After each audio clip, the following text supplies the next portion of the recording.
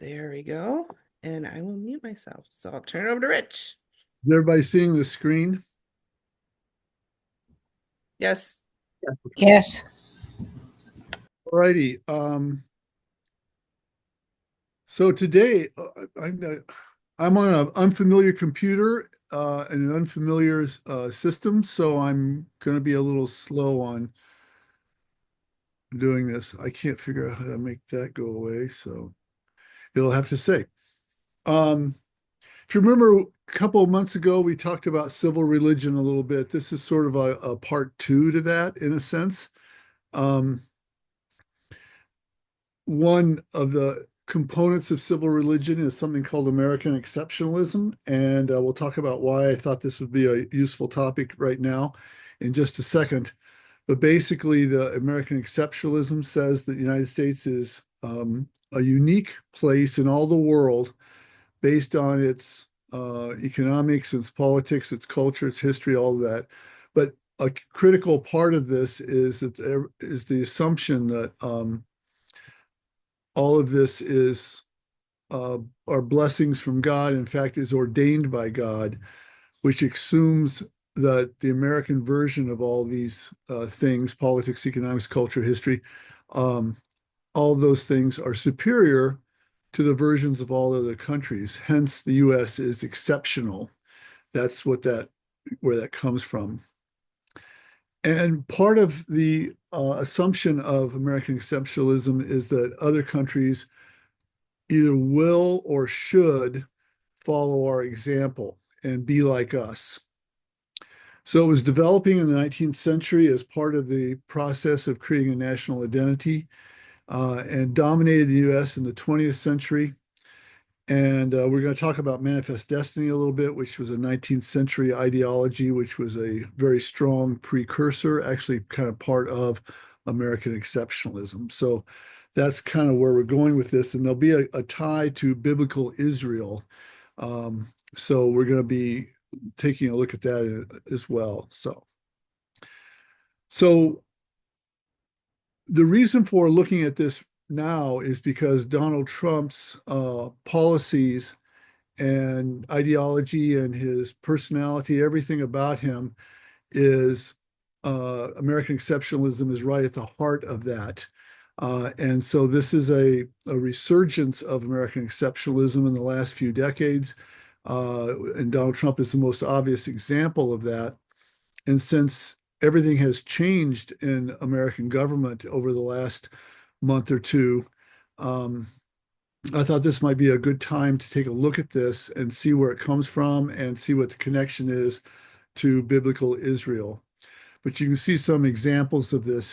His policy motto is America First, which is a American exceptionalism slogan. His personal motto, Make America Great Again, is an overt example of American exceptionalism. And Trump said multiple times, but in this one particular speech, that the United States is the most exceptional nation in the history of the world. He calls his education policy calls for overtly teaching American exceptionalism in public schools. In his inaugural address, just 3 weeks ago, 2 weeks ago, whenever it was, he said he had a mandate from God to fulfill his program. So this is a God ordained program that he's doing. And the Wall Street Journal referred to his program as exceptionalism. So they said that that would be the case. You may have heard in December, Trump said it was a pleasure to have dinner the other night with Governor Justin Trudeau of the great state of Canada. Of course, Justin Trudeau is the prime minister of the country of Canada. He's not a governor and it's not a state.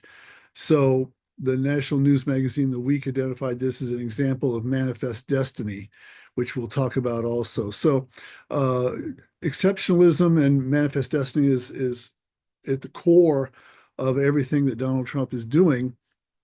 And it's resurgent, and I thought this might be a good time to talk about this particular thing for that reason. Okay. As always, of course, any questions or comments, please jump in here and do that. I would look forward to hearing your comments. Let me see if I can. I'm still trying. Oh, wait, maybe I'm trying to figure this computer out. Hang on a minute. There's something I want to try to do, and I can't make it work. I don't have. Hang on a minute. I'm still trying to. Well, I don't have a cursor anymore, so it's just went away. So that's What are you interesting. trying to do, Rich? I'm trying to minimize everybody's faces, which are covering much of my screen. And I can do it if I can just find the cursor. I just can't find a cursor. It's a Apple laptop, and I've never used one Oh, before, oh. and so We're I'm all like, oh no. Yeah, we don't know either. We're not not much help. sure what the deal is. It's Katie's computer, so I'll just continue on with style here. So let's You're doing great. review biblical Israel for a moment. Just some basics. This is all stuff coming from Genesis, Exodus, primarily some from Leviticus and Deuteronomy. Um, Due to the covenant God made with Abraham, the Israelites thought of themselves as the chosen people. And of course, they're still often referred to as the chosen people. You remember that covenant was that if Abraham worshiped God, then Abraham's descendants would be a chosen people or a blessed people. Remember Joseph, his presence in Egypt eventually led to a large number of Israelites there being, which the Egyptians out of fear made them into slaves. So Israel were slaves in Egypt. Moses then rose up and led the Israelites out of Egypt. This is in Exodus in miraculous fashion, despite the overwhelming power of Egypt, because Egypt was by far and away more powerful, but they still were able to do this. The Israelites then wandered in the wilderness for 40 years, guided by God, who gave them the Ten Commandments and gave them food and gave them protection and water on occasion when they needed it. And then when they got to the promised land, which was Canaan, Joshua led them into the promised land, which they forcibly took from the Canaanites, waging a genocidal war of extermination against the Canaanites, which they interpreted as being accomplished due to God's favor on them. This is all in the book of Joshua, if you want to see it, and it outlines the procedure of the conquest, and it makes it clear that it was a genocidal thing. They killed everybody, actually, and were punished by God when they didn't kill everybody. That's how Joshua is written. And once the land was theirs, they built a large empire under David and Solomon, again, due to God's favor. Um, so this is all the story of biblical Israel. And we're not going to do more detail than that. I imagine this is a familiar story, and all of you are familiar with that. So wait a minute. That's so let's look at America as the promised land. Canaan was the promised land for Israel. Let's look at America as the promised land. Um, the two images of perfect places in Christianity are the Garden of Eden and New Jerusalem, which are the bookends of the Bible. That's the first and the last thing in the Bible, are these two images of perfect places. Um, by the 1500s in Europe, they were developing something called the modern worldview, um, which made people feel that perfectionism was possible. It actually could be done, and with the Christian emphasis on perfection, on being sinless in whatever way that is thought of. Those were the kind of models that people brought to the New World with them from Europe. And they thought that this was something they could do in the New World because they thought of it as a blank slate. There was nothing here, there was nobody here. Of course, there were indigenous people here, but they didn't count because they weren't, Europeans. So it was a blank slate, and they could build anything they wanted here. And it was just a blank canvas that they could paint any kind of image or society they wanted. It wasn't environmentally and socially degraded like Europe. And so America was viewed as the promised land, um, where these new wonderful things could be worked out. And so let's look at the Pilgrims real briefly. The first English settlement was Jamestown in 1607. This was not primarily a religious community, it was primarily a commercial or economic one. It was set up by investors who wanted to reap a large profit from it. So it had a different motive than some later communities did. The Pilgrims were the second community, English settlement in what is now the United States. They were primarily religiously based and were based on the idea of perfection of space and religion. They really thought they were going to have a perfect religion and perfect this blank slate space into the perfect place to live. So they called this, they would said that this was going to be a city on a hill that the whole world would see and the whole world would understand this is the right way to live and would follow that example. And the model they had was the New Jerusalem, which is, of course, described in Revelation. They were intensely religiously oriented, and so that caused them to see similarities in their experience and that of biblical Israel. They also felt they were favored by God, that God was blessing them and guiding them and directing them and teaching them, and all of their beliefs came from God, and they would be blessed if they were faithful. This made them very intensely religiously intolerant of other forms of Christianity and of Native Americans because they were not the right form, you know. Now, there's a theory or a precept of cultural geography called the doctrine of first effective settlement, which says that in any place, the first effective settlement, effective meaning one that perpetuates itself and lasts and continues on, um, the first effective settlement has a disproportionately strong impact on the culture of that place for all time, basically. And um, so the Pilgrims represent the first effective settlement, and the Puritans who came after them were very similar in the same area. That was the first effective settlement. And so these ideas that we just outlined here become extremely important in the making of America. They become sort of the ideas that Americans started embracing more so than the ideas of the Jamestown colony. Okay, any questions? This is all kind of cultural geography stuff at this point. So here's some examples of, I'm still trying to get rid of this. Still don't have a cursor. Aren't they supposed to have cursors on these things? Anyway, um, here's some examples of the United States being the new Israel now, like having the same kind of experience that biblical Israel did, which was a common trope that they brought with them from Europe. So here's a quote from a sermon from the 1790s. It has been often remarked that the people of the United States come near to, I can't read these words because I can't see them, to part of the ancient Israel than any other nation on the globe. Hence, our American Israel is a term frequently used, and common consent allows it apt and proper. So, in other words, by the 1790s, it was common to think of the United States as American Israel or as the new Israel.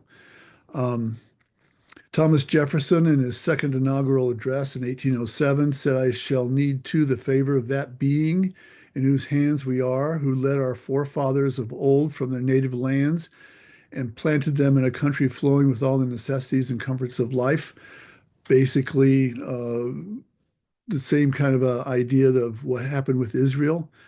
A current historian named Richard Wentz says, in these images of Israel, covenant, and the blessings of all creation, we find the meaning by which Americans live, move, and have their being. So, in other words, he's noting that these kinds of ideas are still really important. Ronald Reagan, of course, president in the 1980s, said, "I, in my own mind, have always thought of America as a place in the divine scheme of what is that word? Divine scheme of something was set aside as a promise Things in the of thing. divine scheme of things that was set aside as a promised land. Thank you." Hmm. Um, So again, the idea even in the 1980s that we were promised land and it was a kind of a tie to Israel. Then an interesting twist on this is Martin Luther King's probably one of his most famous quotes in 1968 says it, but it doesn't really matter with me now because I've been to the mountaintop. I've seen the promised land. I may not get there with you, but I want you to know tonight that we as a people will get to the promised land. This was actually given the night before he was assassinated. Um, but what he's doing here, he's changing the idea a little bit. He's suggesting that the U.S. is not can become a promised land. It isn't now, but it can become one by living up to the Christian ideals that we say we believe in. So it's a little different than the other quotes that we have here. So he's looking to the future as America as a promised land. So the European settlement of North America, accomplished by people who were really deeply religious, came out of a culture steeped in the Bible and biblical narratives. And so they really saw parallels in what happened with the Israeli exodus or Israelite exodus from Egypt and settlement of Canaan with what they were doing. So, in the sense that many were fleeing poverty, like the slaves in Egypt were fleeing poverty, they were seeking religious freedom. Uh, Judaism had been persecuted as a religious minority in Egypt, and so they saw themselves also looking for religious freedom. A God driven imperative to leave and go to a new land. Um, Testing during the ocean crossing as Jews were tested in the wilderness. That was the wilderness experience for immigrants coming across was the rather difficult Atlantic crossing in these small ships that they used. God provided a new land for them in Massachusetts and Virginia, like Canaan was provided for the Israelites in the Bible. God provided the strength for them to drive out the indigenous inhabitants of both of the areas, um, providing their land and resources for their divinely appointed culture. So, in other words, both cultures assumed that the success they had in driving out the indigenous people were a function of God's blessing on them and God's giving his um, imprimatur to what they were doing. So in U.S., this was formalized as manifest destiny, which we'll in a minute, talk about in a minute. And both groups thought of themselves as people chosen and favored by God amongst all other groups. The Jews of the Exodus were the chosen people, and today this is known as American exceptionalism in the United States. So that's the connection. And we'll mention this again several times, kind of repetitively, to emphasize this point. Any questions about this? Everybody see what we're doing here? So, some examples of this. On the day the Declaration of Independence was signed, on July 4th, 1776, the Continental Congress instructed three guys you've heard of, Benjamin Franklin, Thomas Jefferson, and John Adams, to design a seal for the United States, which was supposed to represent what the United States was all about. A few weeks later, Franklin proposed his image, which you see on the right-hand side of the screen. And these are his own words. He's describing the image. Moses standing on the shore and extending his hand over the sea, thereby causing the same to overwhelm Pharaoh, who is sitting in an open chariot, a crown on his head and a sword in his hand, raised from a pillar of fire in the clouds, reaching to Moses to express that he acts by command of the deity. If you remember in the wilderness experience the Israelites had, that a pillar of fire led them by day, by night, and a cloud led them by day. So that's what he's referencing here. So Franklin is definitely referencing the Exodus as a good symbol for the United States. This is that tie of the United States being the new Israel. His motto that he suggested was rebellion to tyrants is obedience to God, which he has written around the outside of that. So Jefferson's image was this one, a representation of the children of something in the wilderness led by a cloud by day and a pillar of fire by night. So um, this he again goes to the Exodus for his proposed seal, which you can see over here. He just calls it the seal of the United States of America. He doesn't have death to tyrants and all that kind of stuff. On the opposite side, he was tying into Saxon chiefs who he thought was the origins of our culture, was the Saxon culture of England. But again, Israel and the Exodus becomes his point. Adams goes completely a different direction. All he doesn't have anything to do with the Exodus. He proposes a seal featuring the figure of Hercules from Greek mythology, contemplating images of virtue and sloth. And he's hoping that people will understand that he's saying we need to have virtue and not sloth. So that's what Adams proposed. None of these were accepted, as you know.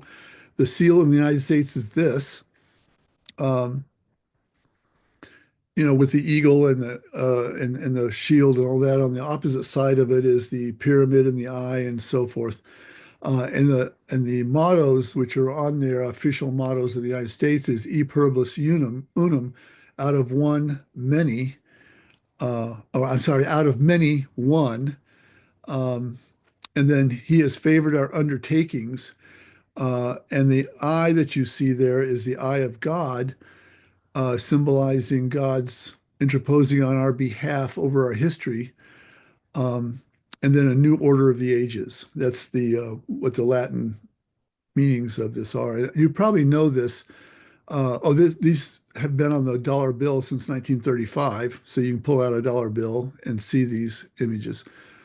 For most of our history, the eagle was looking to the other direction towards the claw that's holding the arrows, meaning we were going to use force. But after the horrors of World War II, Harry Truman in 1945 ordered the eagle to switch and to look towards the peace branch, the olive branch in his other claw, trying to minimize some of the horrors of the war, saying that the war had not served us as well as peace might. That's what he tried to do. So that's officially today, the eagle is looking towards the olive branch now. So that's what we decided to accept.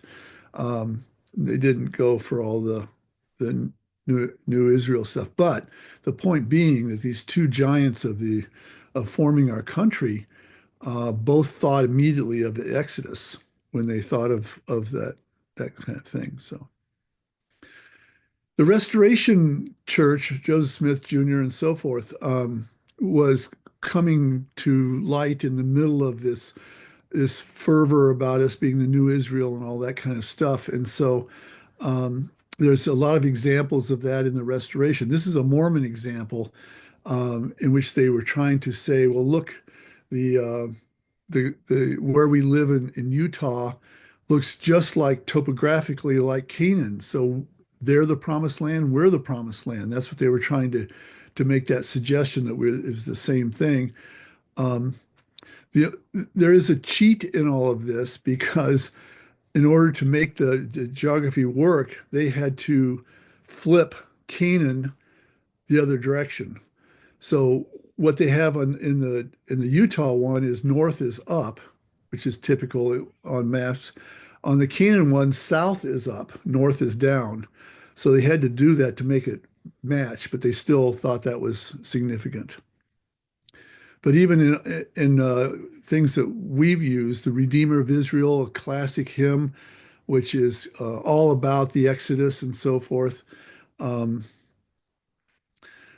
Joseph Smith was deeply influenced by American culture of the day, and he was profoundly interested in the Old Testament and biblical Israel. So a lot of his theology was influenced by that. The traditional understanding of Zion. Zion was the name of Jerusalem. That was Jerusalem in the Old Testament. And he adopted that as the name of Zion, which he thought was going to be a city of refuge at the end of the times.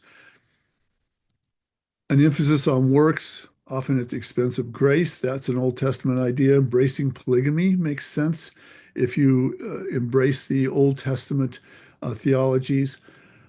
Even his geography of placing the Garden of Eden located in western Missouri, which would also be the location of Zion, all of that is based in Old Testament kinds of ideas. He also started learning Hebrew and encouraged other people and leaders in the church to learn Hebrew because he was so interested in the Old Testament Jewish Israelite context of all of this. So in other words, you get the idea. There's this was kind of in the cultural air at the time. We also can note that there's when we talk about Old Testament creation ideas, um, both Israel and the United States assumed that as the land was emptied of the original inhabitants, Native Americans for the United States and Canaanites for Israel, the land and resources were then theirs to do anything they wanted to do with it. And that God would bless that because all of this was God blessed endeavor. It was all stuff that God wanted to have happen.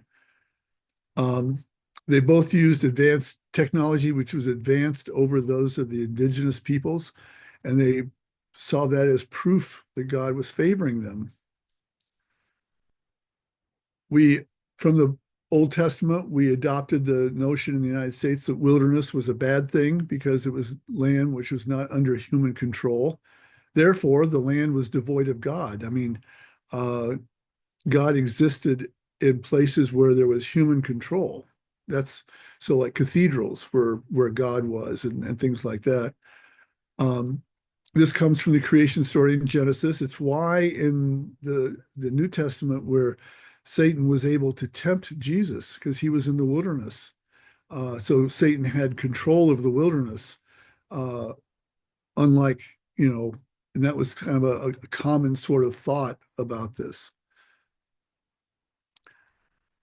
And from Genesis, we get the idea that the garden was a very important idea in the United States. It was the environmental proof of environmental presence of God, and the garden being the result of human initiative and human ideas, transforming the wilderness into a human-built environment.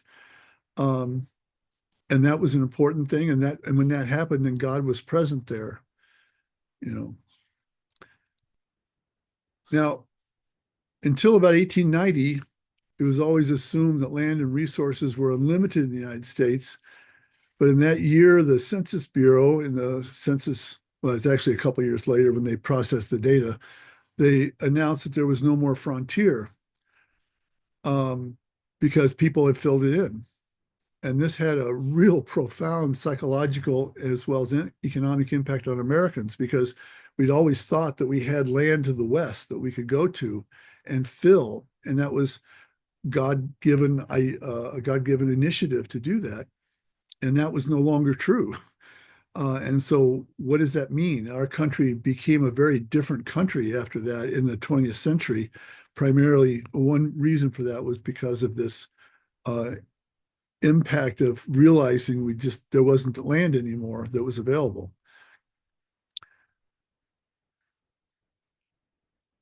This was an essential part of the American dream.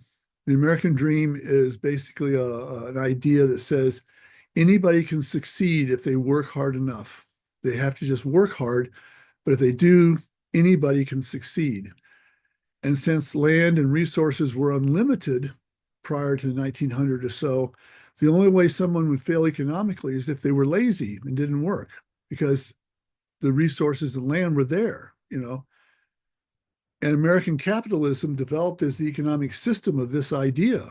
People are rewarded financially according to what they bring to the marketplace. People who are poor failed in the marketplace because they were either too ignorant to understand how the market worked, or they didn't work hard enough. And so this became a really deeply inculcated idea in American culture. And it all comes from that use of land and the ability of land and so forth, and the emphasis on economic capitalism. Okay, what are the problems with this system? Well, a great many people were systematically excluded from the marketplace by the way society was structured. So it wasn't just that people just were lazy, they didn't have access to the marketplace. And a lot of people had that problem.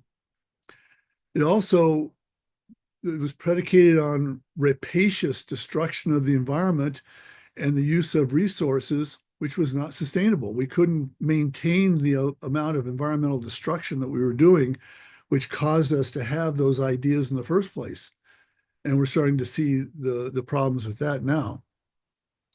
And the only way it worked at all was due to three things which were important. One was the genocide of Native Americans and the appropriation of their land. If we hadn't gotten rid of the Native Americans and taken their land, none of this would have worked. The enforced slavery of Africans was a critical part because we had all this free labor, you know.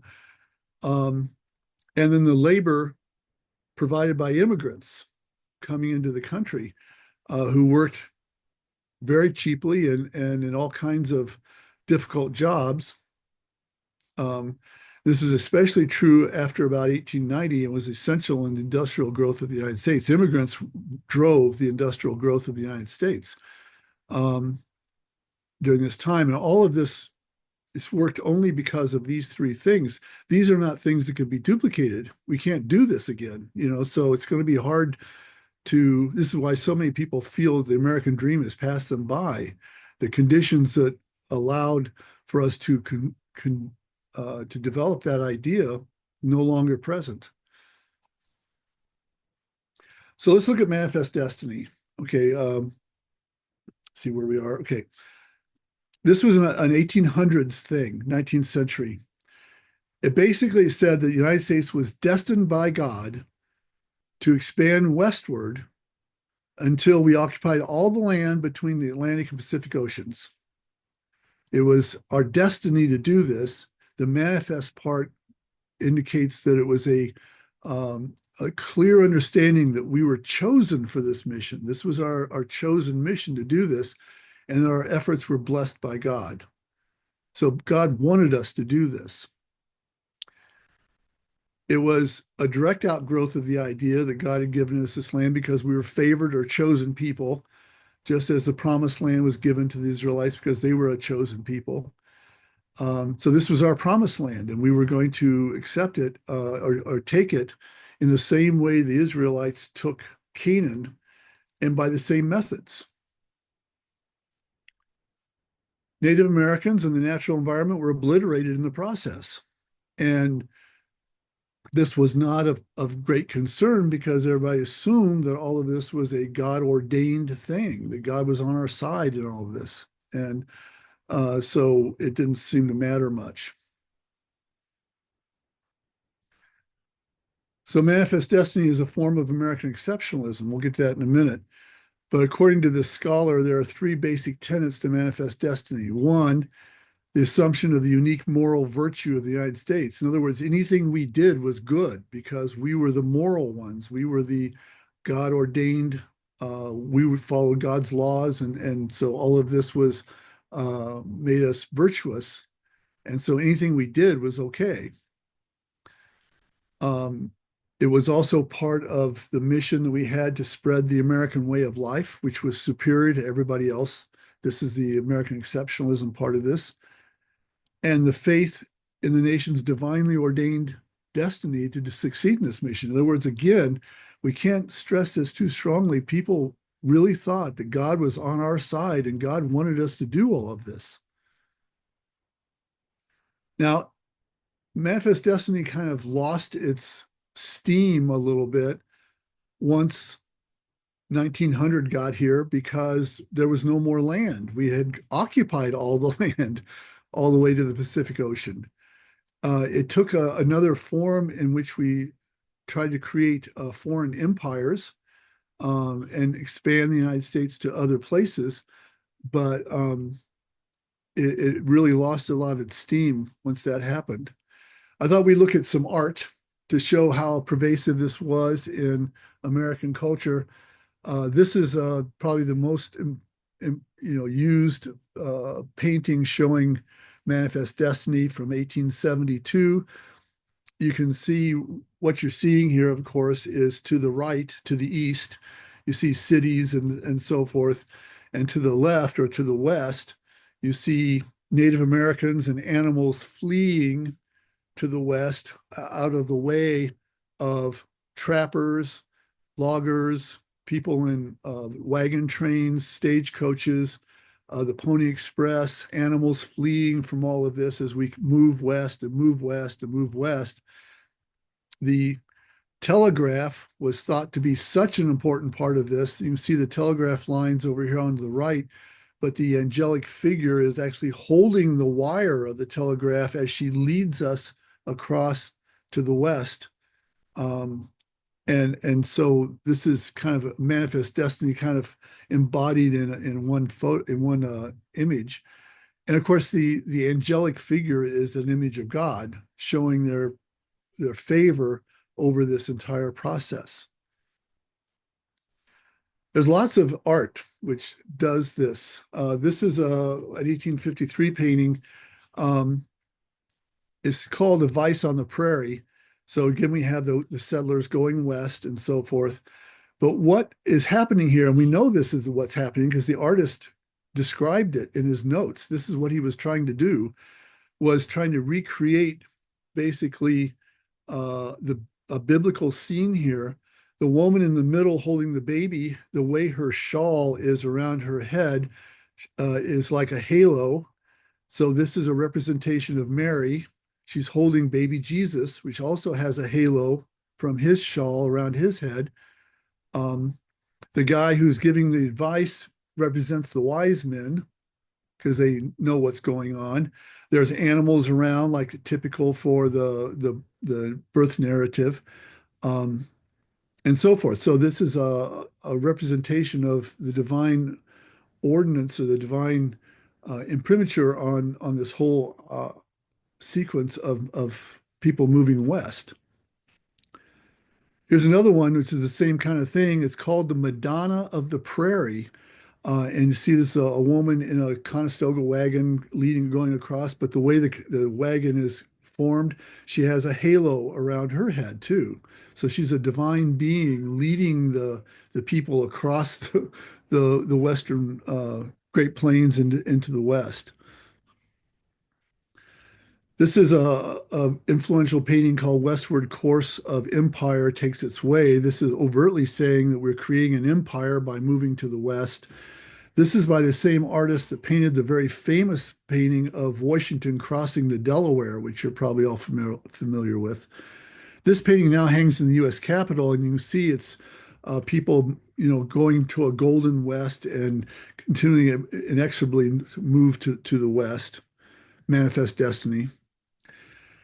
This is a print done called Across the Continent.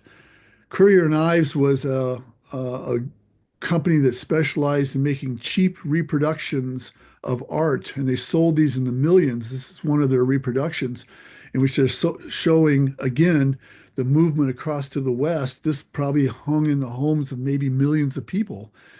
So it was a common sort of theme as you see the railroad and the telegraph leading people across to the west. This is a much more recent painting, 2006. And what he's suggesting here from a woman now in an airplane flying to the west, that the Americans still have the essence of manifest destiny in our culture. So that's what this artist is trying to suggest. Now, let's look at American exceptionalism. Let's be clear about this. All countries are filled with people who are patriotic and who love and feel, patriotic and feel good about their countries. There's nothing wrong with that or nothing unusual about that. But scholars have identified American exceptionalism as an ideology which goes way beyond that. It's not just patriotism. And we don't really have time to talk about the difference between patriotism and American exceptionalism, but there is a distinct difference between the two. AE, American exceptionalism, holds that the United States, due to its history, founding principles, of mission, is unique and superior amongst all the countries of the world. That is, it is exceptional. And like Israel, it's a God-blessed promised land. And Israel, I mean, Americans are also the chosen people. So it does have that tie to biblical Israel. This is born out of, this idea was derived historically, born out of the notion of the U.S. being a promised land. Then the European settlement of North America aided this. The Revolutionary War was really important in the development of this. We'll talk about that in a second. And then the process of creating both a country and a culture after that war, mostly through the first half of the 1800s. And by 1850, it was so strongly a part of American culture that it continues to be a strong force today. Uh, People point to the fact that American exceptionalism survived the Civil War, which tore the country apart and could have ended the country at that point, but it didn't.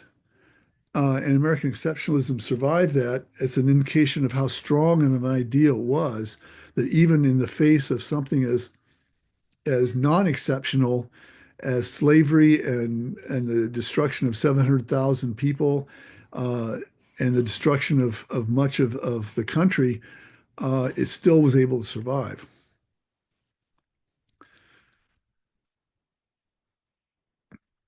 So again, stressing this point, the absolute foundation of American exceptionalism are the ideas that America is a promised land and that we are God's favored people. And so a current historian who specializes in constitutional history, says that for some people, the Pledge of Allegiance to the flag is a statement that the United States is a chosen nation, that the United States is a nation under God. It is God's chosen nation. And then another political scientist of current one says that foreign policy has for some time been informed by the view that Americans are God's chosen people. He says that's not necessarily a bad thing. He says the idea of American exceptionalism pushed the country at times to do justice and do good things, and that's certainly true. Um, but the problem is the notion that God is in our side, that we have a covenant between God and America, has led us to assume that God is on our side no matter what we do. And so it tends to make it kind of not as self-reflective sometimes as perhaps we should be. So the Revolutionary War was really important in the development of American exceptionalism. At the start of that war, the United Kingdom, England, was by far and away the most powerful country in the world, both militarily and economically. Um, the American colonists were weak and poorly organized. Uh, the odds of success in the Revolutionary War were just about zero. I mean, you couldn't imagine worse odds. Uh, it would be sort of like Albania going to war against, the United States today or something like that. Nobody would pick Albania. Nobody was picking the colonists to win, but the colonists did win. The fact that they were able to defeat the British Army and force England to recognize U.S. independence seemed to be a miracle. It was just like the deliverance of Israel from Egypt was miraculous. It's like unbelievable that it happened, but it did. And a lot of Americans took that as evidence of God's favoritism on the U.S., that God wanted this to happen, and so God made it happen. Downplayed in a lot of this is the fact that France played an absolutely critical war in the American victory. Without France, we wouldn't have won. So France was enormously successful because France and England hated each other. So France was on our side in this war. But nevertheless, this is the lesson that we came out of the war with. There's a similar kind of thing now with the collapse of the Soviet Union in the early 1990s. The lesson we learned from that was that the United States was again favored by God, and the fact that we triumphed over the Soviet Union is an important part in the resurgence of American exceptionalism that we've had in the recent decades. So out of the American Revolutionary War came several things that formed key ideas of American exceptionalism. Each of these ideas are assumed to be a God ordained, God blessed, God says this is the way it should be. And so therefore are inherently superior to any other way. This is the way we've always approached these ideas. One was liberty or freedom, one was individualism, and one was egalitarianism, manifest in the assumption that the US is classless. We don't have classes in our society. This is manifestly not true. We do have classes, but the stories we tell about ourselves say that we don't, because we don't want that to be true. Um, each of these were characteristics that made the US exceptional, at least in the minds of the newly developing country. We were unique in all the world. Now, we can quibble with this. There's other countries which are very much like the United States. Australia is very much like the United States, and they have all the same, it's almost exactly the same history and the same core beliefs and core ideas. But nevertheless, American exceptionalism says we are unique in all of these ideas. So as we built our country in the 1800s, that's a hard thing to do. And we had to have core beliefs to give the country purpose and identity. And American exceptionalism was a critical part of those beliefs. So early in the US nation building process in the 1800s, key characteristics become important core elements for the construction of American identity. These are democracy, or at least our version of it, because it's kind of you can quibble about whether we really have true democracy or not, but we're not going to go into that right now. So democracy is important.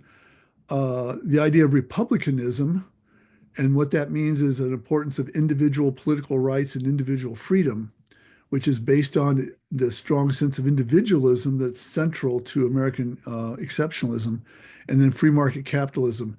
It would be hard to find three things that define the United States better than these three things. Democracy, individual freedom, and capitalism. That's kind of what we are as a country. But another component was added later in the 19th century, a unique mission to share all of these characteristics with the world. That's transforming the planet. This is partially expressed as manifest destiny, but it's also the foundation of our foreign policy, and has been the foreign policy from that time to at least, well, not so much now. One of the things we've changed is our foreign policy is going to be changing dramatically in the next few years. But the sum total of all this history and mission was the Americans came to feel that the U.S. was superior to all their countries. And by the 20th century, this sense of superiority was being called American exceptionalism. And again, it's functioned much like the sense of identity that Israel has as the promised land and the chosen people. So by any measure at all, the 20th century was tumultuous, is a good word, and chaotic. It was a mess. The 20th century was a mess. Two world wars, the Great Depression, the Cold War, threat of nuclear annihilation, the collapse of European colonial empires, and environmental collapse on a scale never even imagined possible. All of that happened in the 20th century. And many countries were ruined completely or changed beyond all recognition. So the world at the beginning of the 21st century was completely different than the world at the beginning of the 20th century. But the lesson the United States learned from the 20th century, and people say the 20th century was the American century, this is when we came to dominance, was during the 20th century, that the lesson we learned from that was that who we were, what we believed, how we lived, meant that we not only survived, but we're able to maintain traditional culture and thrive, becoming the most powerful country in the world. So in the midst of all this chaos, we emerged as the most powerful country in the world. Again, we're exceptional. We're uniquely blessed by God. And this idea really peaked in the 1950s and early 60s, fueled by the dominating performance we had in World War II. We easily came out of World War II as the most powerful nation in the world. Nothing else, nobody else was even close at that point. So it's peaked in the 1950s. Then weird things started happening in American culture. The Vietnam War was a failed example of AE. It's the only war we've ever lost. It shook people up because of not only the fact that the war did not go the way we wanted it to, and all of our power wasn't able to make it work. Um, but the way we prosecuted the war shook people up. I mean, this is an example of firebombing a civilian village that American planes were doing. That's people said that's not us. What are we doing? Even though, well, we won't go there. But so Vietnam was an important part of that um, challenge to our national identity. And other things that happened were the assassinations of John Kennedy, Martin Luther King, and Bobby Kennedy, the exposure of societal problems like sexism, racism, and environmental degradation, economic struggles caused primarily by an increase in gas prices, and then Watergate, which caused people to doubt the very foundations and functions of government. And so as we move into the 1970s and on to later in the 1970s, American exceptionalism really took a hit. And people are saying, maybe we're not so exceptional. Maybe we've lost our way.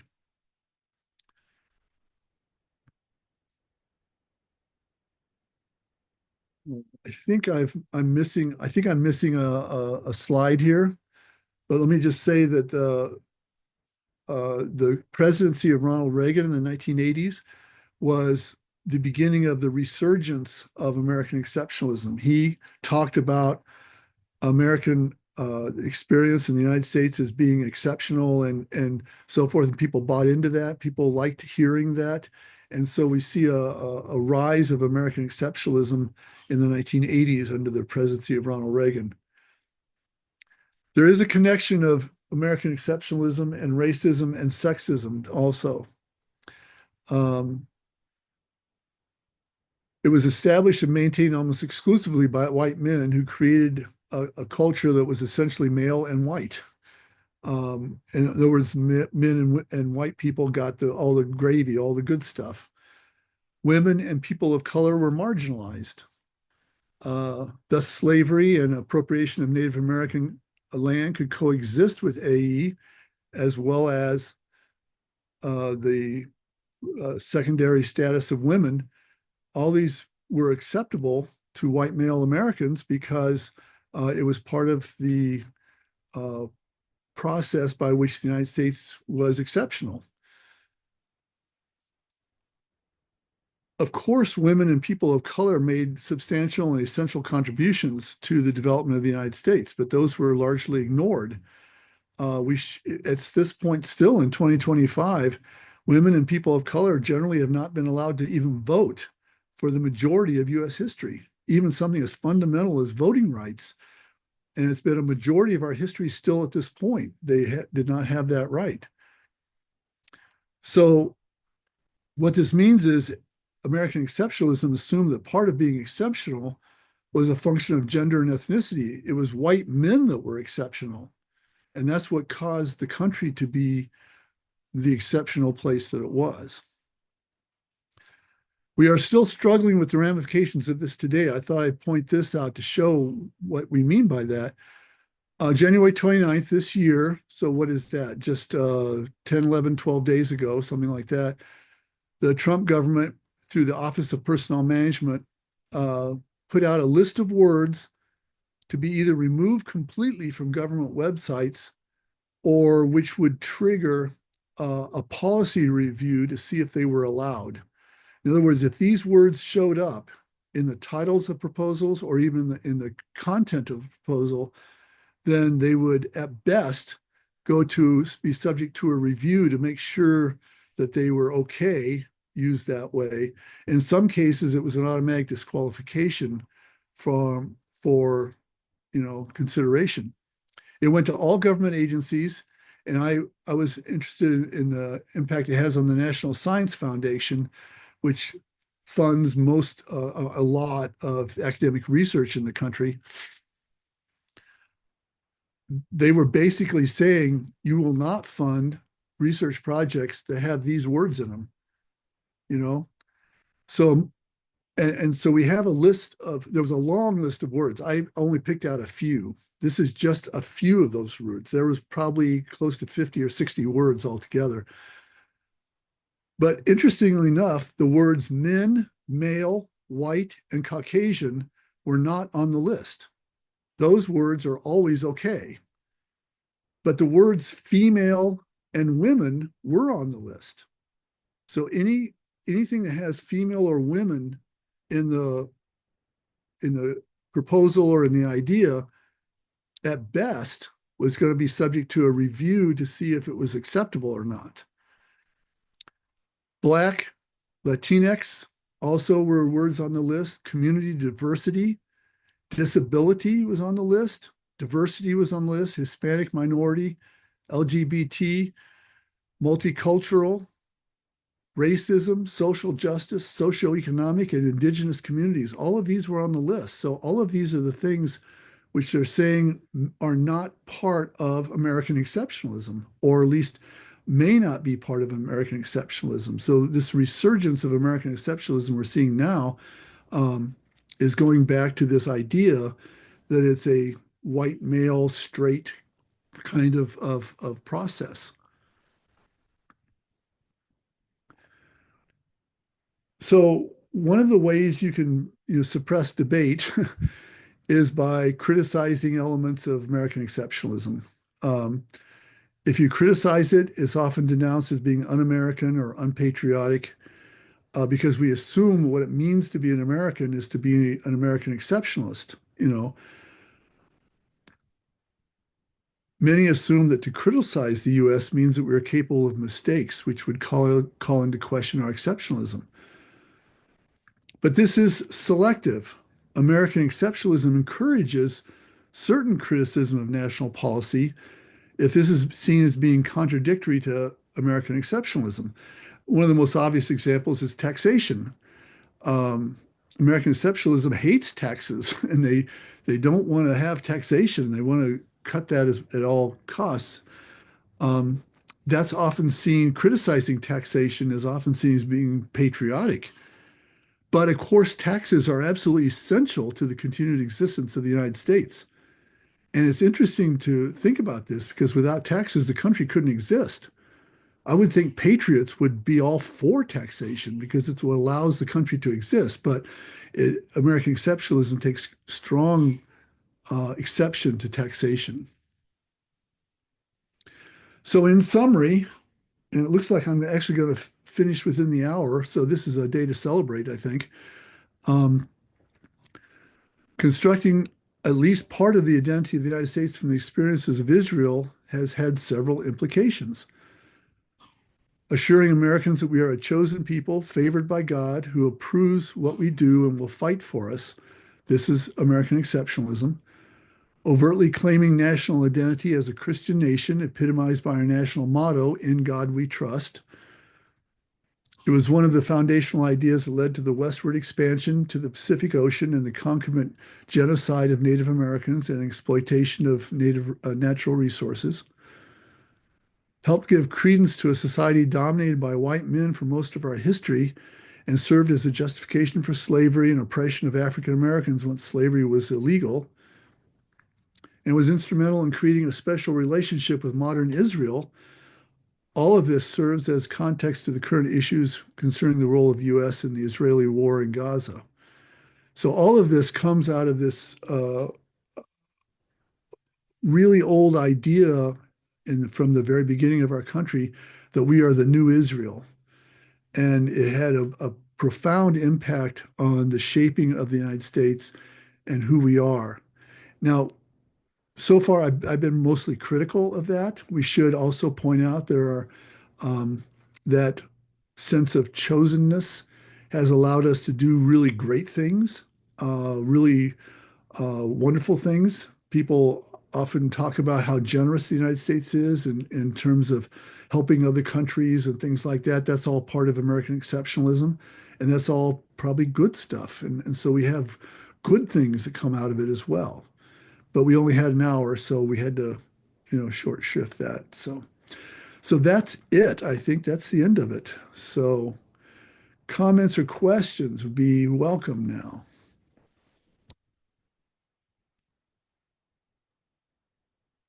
Well, thank you, Rich. Really appreciate that. It was really interesting, and it is interesting to kind of look at that in, in light of our history and where we are now today, um, with the things that are going on in our current government. Um, so yeah, I appreciate it. Thank you, Rick. Okay. Well, I hope all of you have a good week and enjoy what you're doing and are healthy and strong. Um, Thanks. one of these days, I'll be back to Lancaster and you'll actually see my face, which will be maybe your penance for. Oh, it would be great. It would be great to see Hey, you good to again. see you. We are actually planning to return on the 18th of February. So, Okay. of course, next Sunday, I'm preaching in Soldiers Grove, so you won't see me then either. But sometime in early March, I think I'll be back at Lancaster. So. Sounds good. No, so. Here, I'm gonna stop sharing.